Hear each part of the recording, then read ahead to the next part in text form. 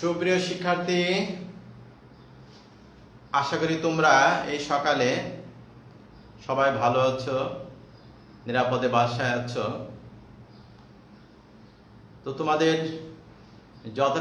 যথারীতি অনলাইন শিক্ষা কার্যক্রম আমরা এখন শুরু করতে যাচ্ছি। তো এই কারণে আমরা আজ যে বিষয়টি করাবো, আমরা গত ক্লাসে তোমাদের নিশ্চয় মনে আছে যে পদার্থবিজ্ঞান দ্বিতীয় পত্রের পঞ্চম অধ্যায়, যে অধ্যায়টির নাম ছিল পঞ্চম অধ্যায়, যে অধ্যায়টির নাম ছিল দিক পরিবর্তী প্রবাহ। দিক পরিবর্তী প্রবাহ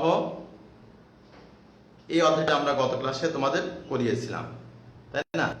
কিছু অংশ আমরা করিয়েছি, আজকে আশা করি হয়তোবা শেষ হবে। এই অধ্যায়টির নাম হচ্ছে দিক পরিবর্তী প্রবাহ বা এসি কারেন্ট। তো আমরা এই অধ্যায়টি নিয়ে আলোচনা করব। তো আমরা গত ক্লাসে তড়িৎচুম্বক আবেশ, তারপরে লেন্জের সূত্র, ফ্যারাডের সূত্র, এই বিষয়গুলো নিয়ে আমরা আলোচনা করেছিলাম। আজ আমরা যেটা আলোচনা করব তোমরা নিশ্চয়ই দেখতে পাচ্ছ, লেখা আছে দিক পরিবর্তী প্রবাহ বা এসি কারেন্ট। এসি কারেন্ট, আমরা বাসা বাড়িতে যে কারেন্টটা ব্যবহার করি এটাকে বলা হয় এসি কারেন্ট বা দিক পরিবর্তী প্রবাহ।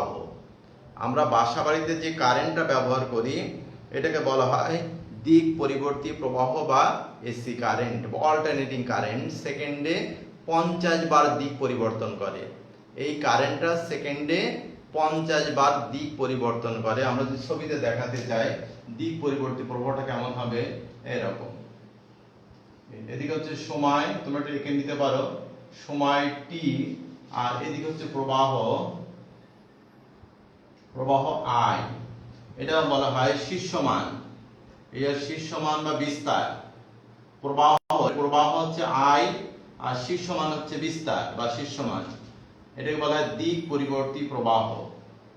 দিক পরিবর্তী প্রবাহ। তো তুমি এটা এঁকে নাও। তো আমি দেখতে পাচ্ছি অনেকে জয়েন করেছে ইতিমধ্যে।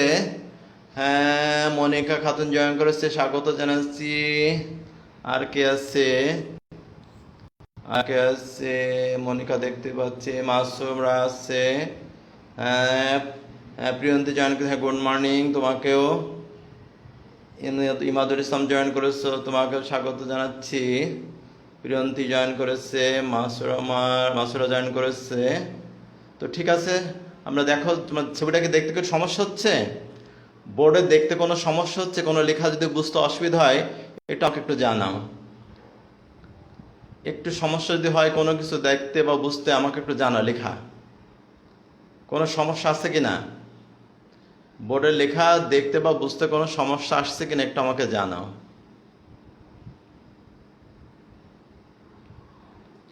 অল ক্লিয়ার স্যার, তাহলে সমস্যা নেই। তো আমরা শুরু করতে পারি। আমরা যেটা আলোচনা করবো আছে দিক পরিবর্তী প্রবাহ। দিক পরিবর্তী প্রবাহ বা এসি কারেন্ট বা এসি কারেন্ট। আমরা গত ক্লাসে একটা জিনিস আলোচনা করেছিলাম, রূপান্তরক বা ট্রান্সফরমার। তোমাদের নিশ্চয়ই মনে আছে, ট্রান্সফরমার যে যন্ত্রে উচ্চ বিভবকে কি করে, নিম্ন বিভবে, অথবা নিম্ন বিভবকে উচ্চ বিভবে পরিণত করে, তাকে বলা হয় ট্রান্সফরমার বা রূপান্তরক। এই বলেছিলাম এই ট্রান্সফরমার দুই প্রকার, একটা হলো স্টেপ আপ আর একটা হলো স্টেপ ডাউন। তোমাদের সেটা মনে আছে, স্টেপ আপ একটা, স্টেপ ডাউন। আমরা গত ক্লাসের সমীকরণ দেখিয়েছিলাম। তো আজ আমরা যেটা আলোচনা করবো সেটা হচ্ছে দিক পরিবর্তী প্রবাহ বা এসি কারেন্ট। দিক পরিবর্তী প্রবাহ বা এসি কারেন্ট, এই বিষয়টি নিয়ে আমরা মূলত আজকে আলোচনা করব। তো তোমরা ছবিটা আঁকা নিশ্চয় হয়েছে। এখন যদি বলা হয় এই দিক পরিবর্তী প্রবাহ কাকে বলে, তাহলে আমরা কি বলবো বলো? দিক পরিবর্তী প্রবাহ কাকে বলে, তাহলে আমরা কি বলতে হবে? তো সেটা যদি বলতে হয় তাহলে আমরা বলবো যে প্রবাহ, ভালো করে শোনো, যে তড়িৎ প্রবাহ একটি নির্দিষ্ট সময়ান্তর দিক পরিবর্তন করে, একটা নির্দিষ্ট সময়ান্তর দিক পরিবর্তন করে এবং নির্দিষ্ট সময়ান্তর সর্বোচ্চ ও সর্বনিম্ন মান প্রাপ্ত হয়, সর্বোচ্চ ও সর্বনিম্ন মান প্রাপ্ত হয়, তাকে দিক পরিবর্তী প্রবাহ বা এসি কারেন্ট বলে। তাহলে যে তড়িৎ প্রবাহ একটি নির্দিষ্ট সময় অন্তর দিক পরিবর্তন করে এবং নির্দিষ্ট সময় অন্তর সর্বোচ্চ ও সর্বনিম্ন মান প্রাপ্ত হয় তাকে দিক পরিবর্তী প্রবাহ বা এসি কারেন্ট বলে। আর এই আই নটটাকে বলা হয় শীর্ষ মান, এটাকে বলা হয় শীর্ষ মান বা বিস্তার। আই নটটাকে বলা হয় শীর্ষ মান বা বিস্তার। তাহলে আমরা কাকে বলে, আমি আবার বলি, তোমরা শোনো। যে তড়িৎ প্রবাহ এটা লিখে নাও, একটি নির্দিষ্ট সময় অন্তর দিক পরিবর্তন করে এবং নির্দিষ্ট সময় অন্তর সর্বোচ্চ ও সর্বনিম্ন মান প্রাপ্ত হয়। একটি নির্দিষ্ট সময় অন্তর সর্বোচ্চ ও সর্বনিম্ন মান প্রাপ্ত হয় তাকে দিক পরিবর্তী প্রবাহ বা এসি কারেন্ট বলে। তাকে দিক পরিবর্তী প্রবাহ বা এসি কারেন্ট বলে। ঠিক আছে?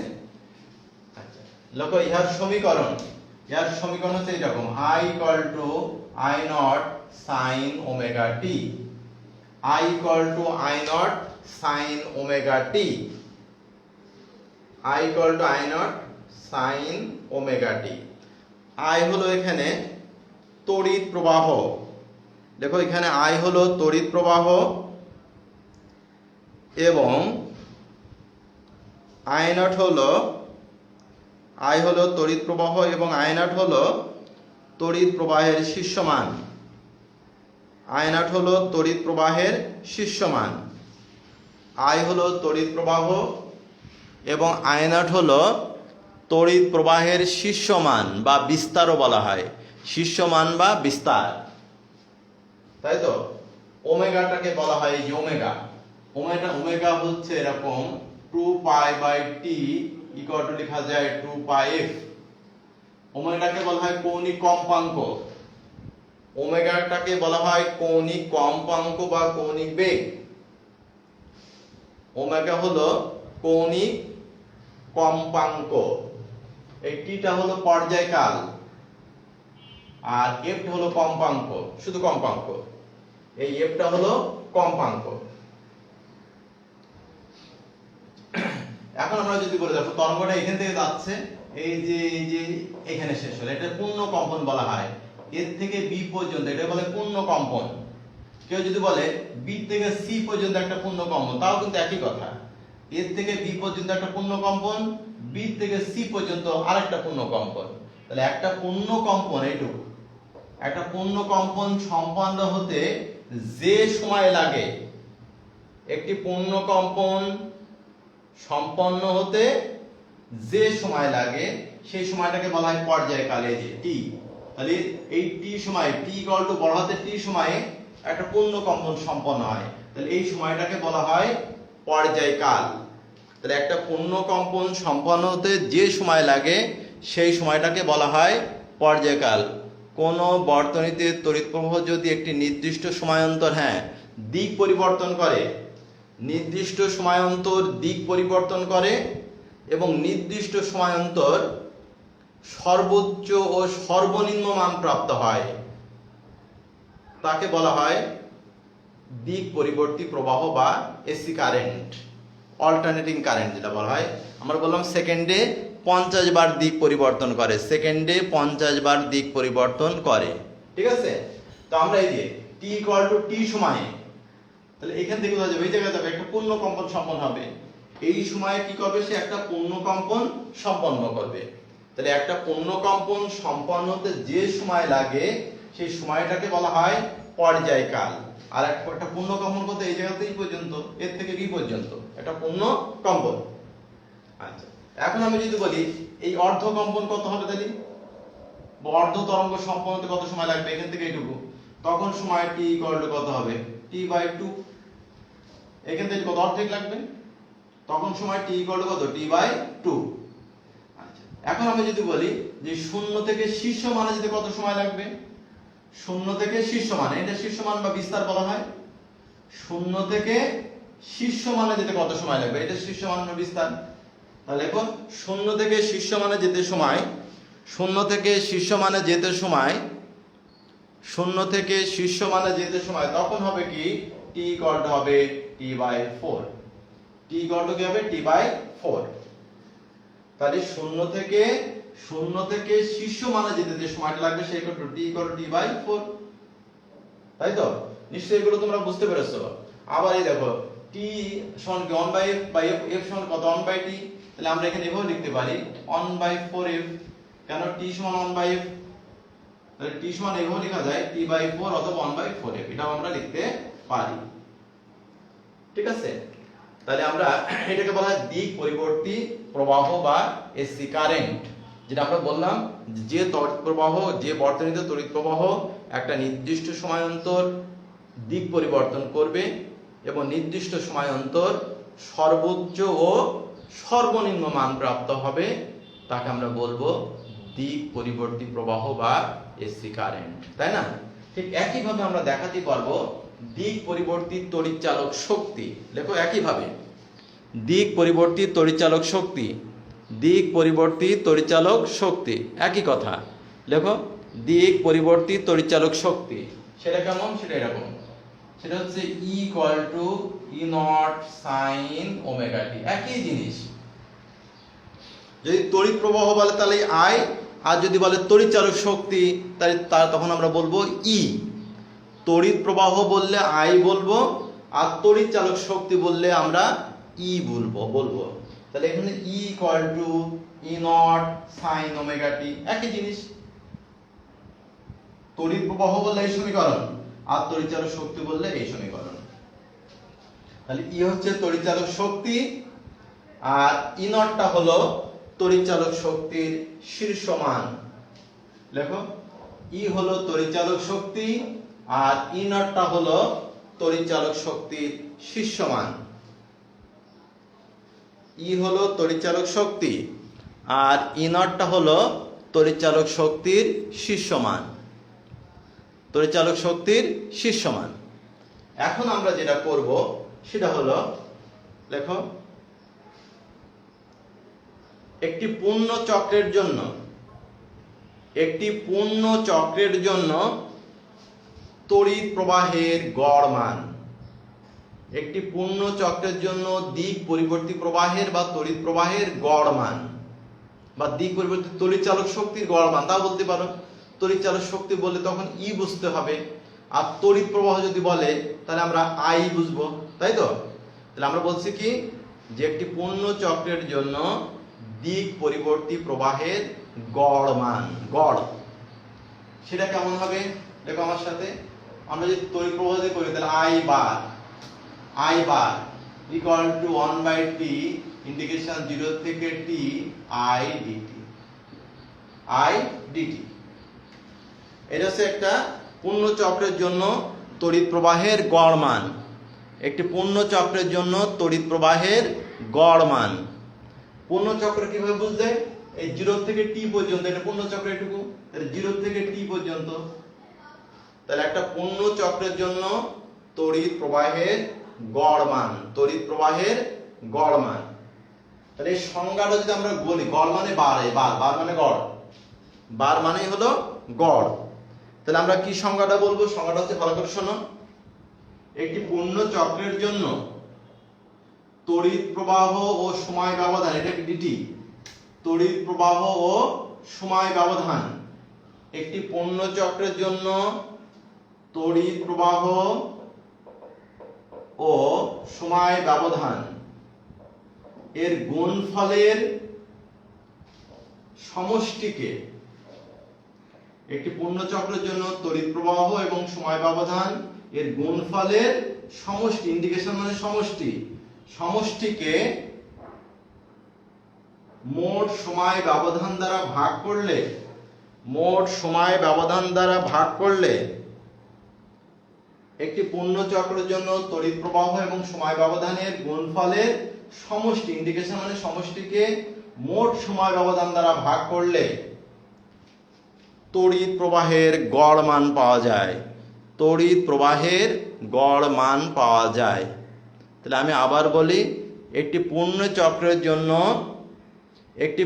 চক্রের জন্য তড়িৎ প্রবাহ ও সময় ব্যবধানের, তাই না, গুণফলের সমষ্টিকে মোট সময় ব্যবধান দ্বারা ভাগ করলে তড়িৎ প্রবাহের গড় মান পাওয়া যায়। ঠিক আছে, নিশ্চয় তোমরা বুঝতে পেরেছো।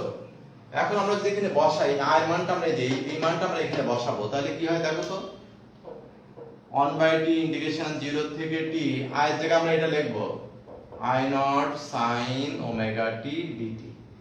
নিশ্চয় তোমরা বুঝতে পেরেছো, আয়ের মানটা I কি লেখা যায়, লেখা যায় না, I0 sin ওমেগা t, সেটা লিখে দিলাম। তো এখানে একটা সমাকলন আমরা শিখেছি, তখন এটা করব, I0 টা বাইরে নিয়ে আসবো বাই t, আর এই ওমেগা আমরা এর পরে করি 0 থেকে t sin omega t dt, তাই না? লিখে নাও। তারপরে দেখো এখান থেকে আমরা লিখতে পারি আরো যদি আমরা লিখি, তাহলে এখান থেকে আমরা লিখতে পারবো মাইনাস ওমেগাটা বাইরে আসবে I0,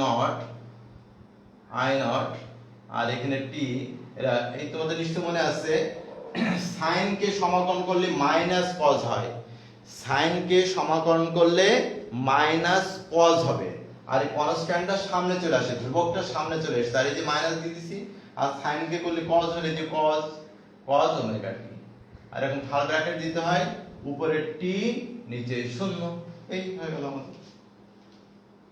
লিখে নাও।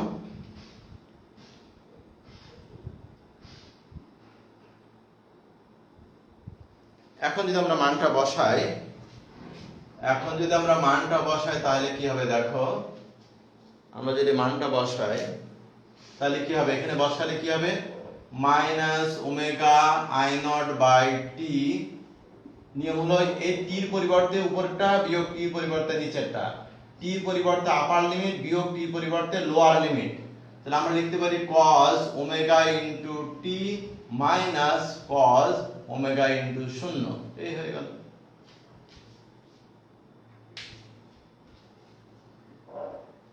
লিখে নাও। t এর পরিবর্তে আমরা এটা বসাবো, তাই না? আচ্ছা, এখন কি হবে দেখো তো, minus omega I0 by t, এখানে ওমেগা, দেখো এই ওমেগা সমান লেখা যায় তোমাদের নিশ্চয়ই 2 পাই বাই t লেখা যায়, আমরা আগে দেখেছিলাম, ওমেগা সমান লেখা যায় 2 pi by t into t minus cos 0 অন হয়, cos 0 অন লেখা যায়। তারপর দেখো, এরপর আমরা আসি, দেখো minus omega I0 by t, এখানে t কাটা গেল, তাহলে cos 2 পাই মাইনাস 1। তো আমাকে জানাও দেখি, মাসরা জানাও যে এই cos 2 পাই এর মান কত হবে, cos 2 পাই এর মান কত হবে, মাসরা বলো দেখি আমাকে। cos, হ্যাঁ সাগর দাস জয়েন করেছো অনেকদিন পর, তোমাকে ধন্যবাদ জানাচ্ছি, অনেকদিন পর জয়েন করেছো। তোমরা সবাই যুক্ত হও, ক্লাসগুলো করো। ঐশীরা জয়েন করেছো, তোমাকে স্বাগত জানাচ্ছি। তো খেয়াল করো দেখি, মাসরা বলো যে cos 2 পাই সমান কত হবে, cos 2 পাই সমান কত হবে, cos 2 পাই সমান কত হবে, প্রিয়ন্তু বলো। মনিকা খাতুন সংজ্ঞাটাই লিখে দিয়েছো, হ্যাঁ ঠিকই আছে।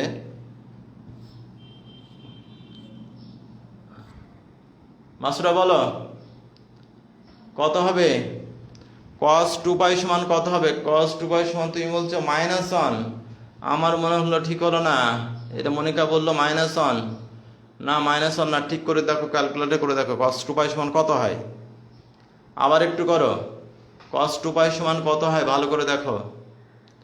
যে মাসুরা কই কিছু বলছে না কেন, cos 2 পাই সমান কত হয় মাসুরা,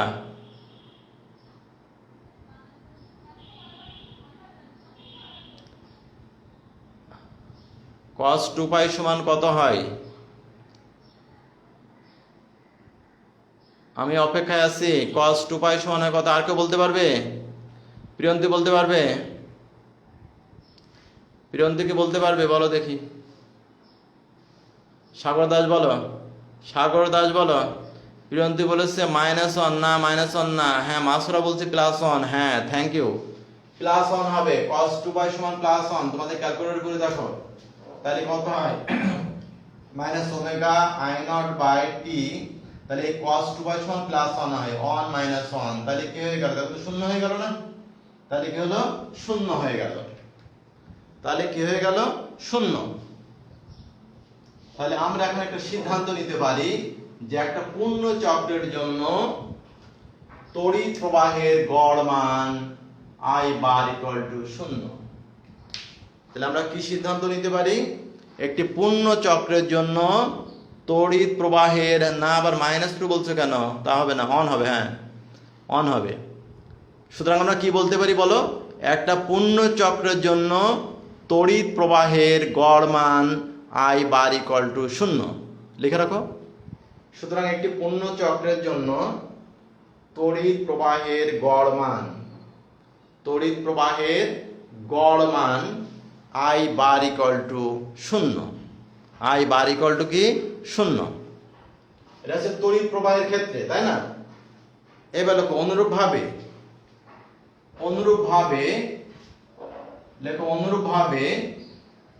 একটি পূর্ণ চক্রের জন্য,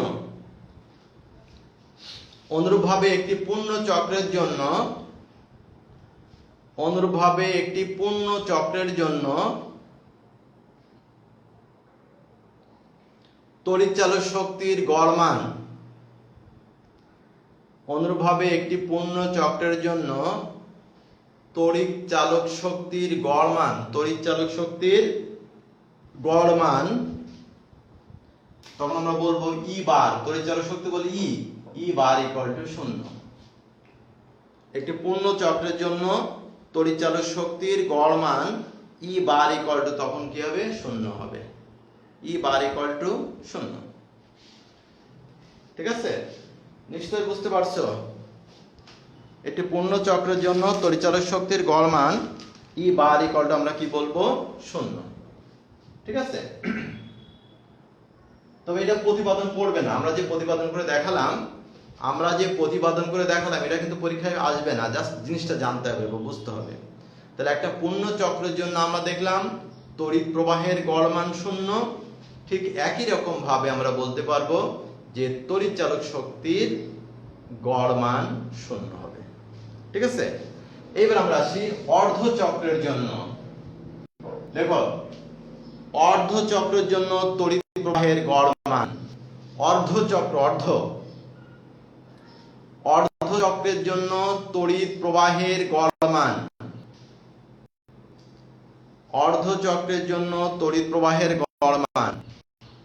একই রকম ভাবে তড়িৎচালক শক্তিও বলতে পারে গড় মান। তাহলে I bar equal to T/2 integration 0 থেকে T0 T/2 I dt। এই যে হয়ে গেল। এটা হচ্ছে অর্ধ চক্রের জন্য তড়িৎ প্রবাহের গড় মান।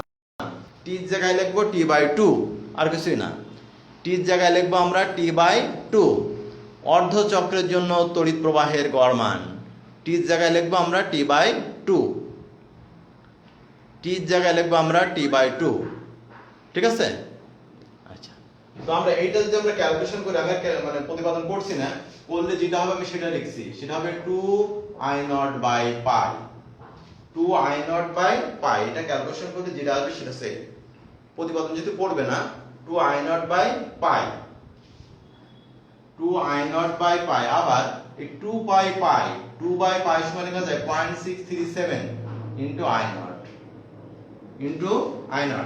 0.637 ইনটু I0 লিখে নাও।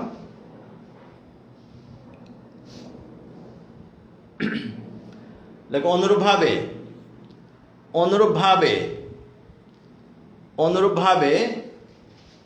অর্ধ চক্রের জন্য তড়িৎচালক শক্তির গড় মান, অর্ধ চক্রের জন্য তড়িৎচালক শক্তির গড় মান একই হবে। তড়িৎ চালক শক্তি বললে ই, তাহলে ই বার ইকুয়াল টু তখন আসবে 2E0/পাই ইকুয়াল টু 0.637 ইনটু E0। এই হয়ে গেল। এটা হচ্ছে অর্ধচক্রের জন্য তড়িৎ চালক শক্তির গড় মান, আর এটা হচ্ছে কি অর্ধচক্রের জন্য তড়িৎ প্রবাহের গড় মান। আমি একবারে করে দিলাম, এটা প্রতিপাদন পড়বে না, এগুলো মনে রাখতে হবে। এটা দ্রুত লিখে নাও, এটা লিখে নাও। কি বুঝতে কোনো সমস্যা হচ্ছে প্রিয়ন্তী? এই বিষয়টা বুঝতে কোনো সমস্যা হচ্ছে হলে জানাও আমাকে। বুঝতে যদি সমস্যা হয় আমাকে জানাতে পারো। তাহলে এটা হচ্ছে কি বলো, অর্ধচক্রের জন্য তড়িৎ প্রবাহের গড় মান, আর এটা অর্ধচক্রের জন্য তড়িৎ চালক শক্তির গড় মান। এটা আমাদের হয়ে গেল। এখন আমরা যেটা করব সেটা হচ্ছে, আমি এটা বসে দিলাম। এখন আমরা যেটা করব সেটা হচ্ছে, দেখো একটি পূর্ণ চক্রের জন্য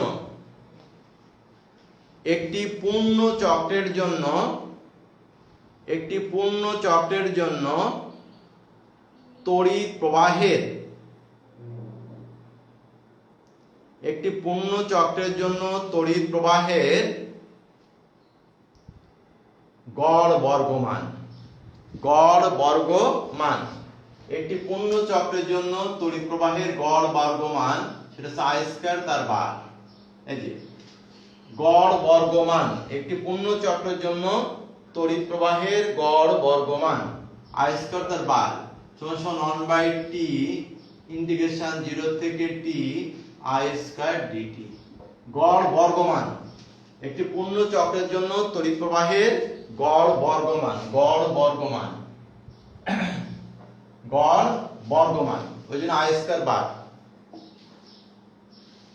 একটি পূর্ণ চক্রের জন্য তড়িৎ প্রবাহের গড় বর্গ মান। ঠিক আছে? তো এটা করলে যেটা হবে, ক্যালকুলেশনটা করলে আমি শুধু সেটাই লিখছি, এটা হবে calculation I naught square by 2। এটা ক্যালকুলেশন করলে এটা আসবে, আমরা প্রতিপাদন করছি না। তাহলে একটি পূর্ণ চক্রের জন্য তড়িৎ প্রবাহের গড় বর্গ মান I স্কয়ার তার বার ইকুয়াল টু হবে কত, I নট স্কয়ার বাই 2। ঠিক আছে, লিখে নাও। তারপরে অনুরূপভাবে দেখো, অনুরূপভাবে একটি পূর্ণ চক্রের জন্য তড়িৎ চালক শক্তির গড় বর্গমান। একটি পূর্ণ চক্রের জন্য তড়িৎ চালক শক্তির গড় বর্গমান লেখো, একইভাবে লিখবো তখন, সেটা হচ্ছে ই স্কয়ার তার বার ইকুয়াল টু, একইভাবে লিখতে হবে, আমি একবার লিখে দেই, নট স্কয়ার বাই 2। এটা হচ্ছে পূর্ণ চক্রের জন্য তড়িৎ প্রবাহের গড় বর্গমান, আর এটা হচ্ছে পূর্ণ চক্রের জন্য তড়িৎ চালক শক্তির গড় বর্গমান।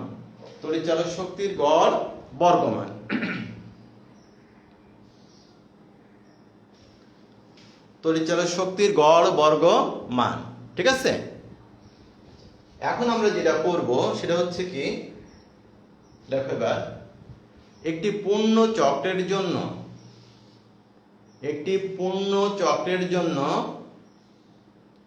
তড়িৎ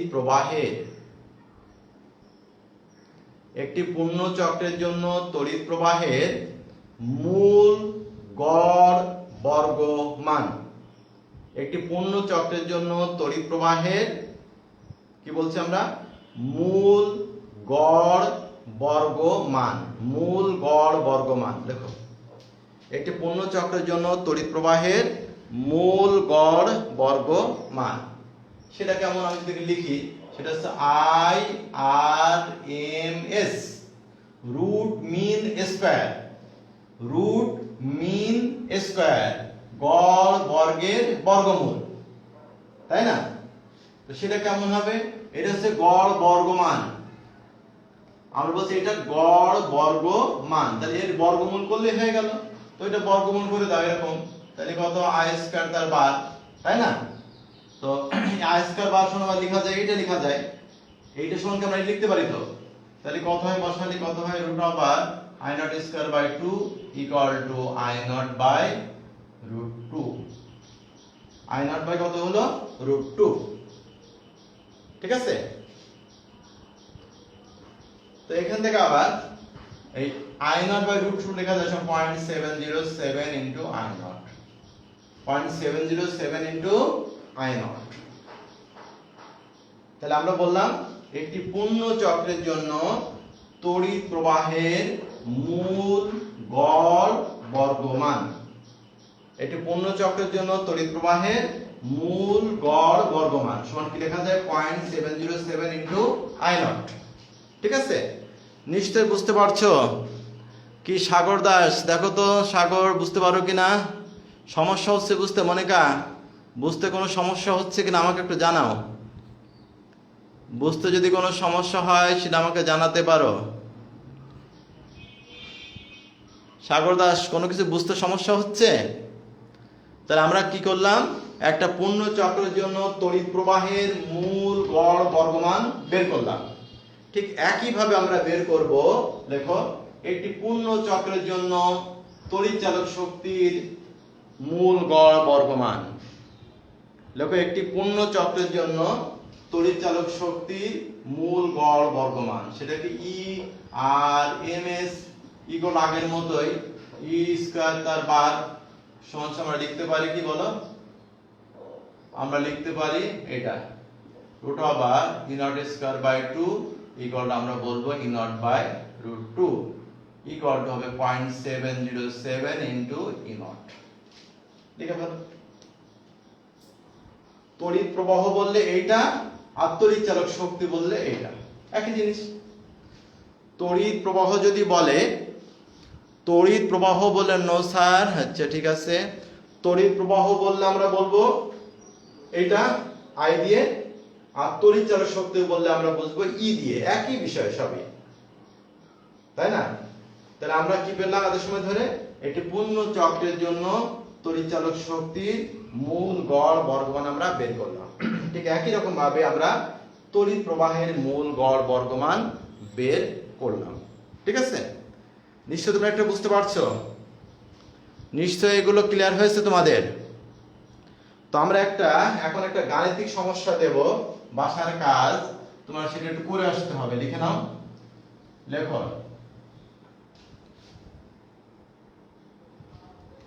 আমি বলছি দেখো, একটি পূর্ণ চক্রের জন্য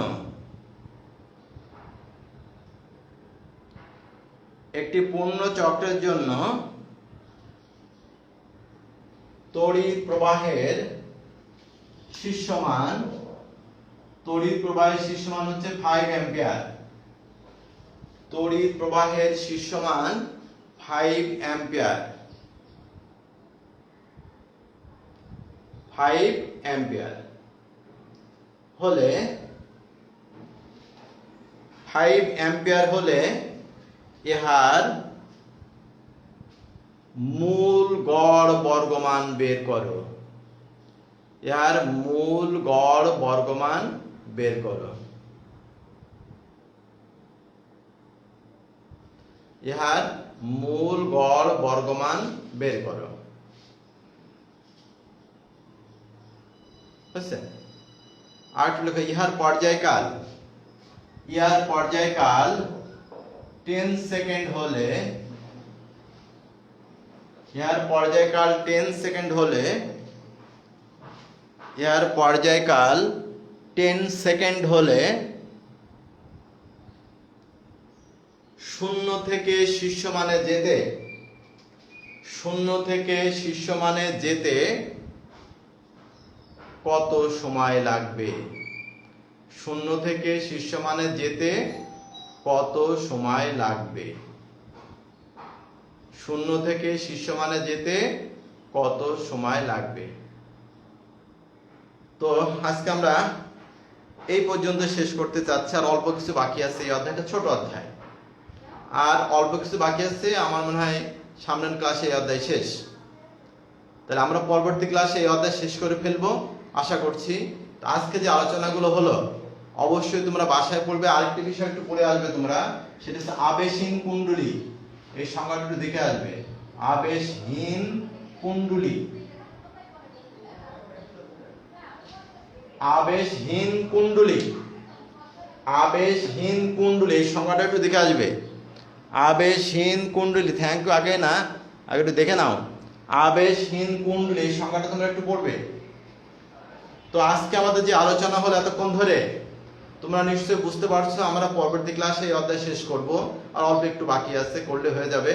তো পাশাপাশি তোমরা বাসায় এই বইটা, এই অধ্যায়ের যে বিষয়গুলো আছে সেগুলো বইটা দেখবে, বিভিন্ন সমস্যাগুলো নিয়ে একটু বোঝার চেষ্টা করবে। তো এই আহ্বান রাখছি। পাশাপাশি আজকে যারা জয়েন করেছে তাদেরকে অবশ্যই ধন্যবাদ জানাচ্ছি। পাশাপাশি তোমাদের যারা আরো যুক্ত হয়নি তাদেরকে যুক্ত হওয়ার জন্য আহ্বান করবে। আর যদি তোমাদের অনলাইনে সমস্যা হয় তো তোমরা ইচ্ছা করলে অফলাইনে করতে পারো, তোমরা অফলাইনে এসে করতে পারো।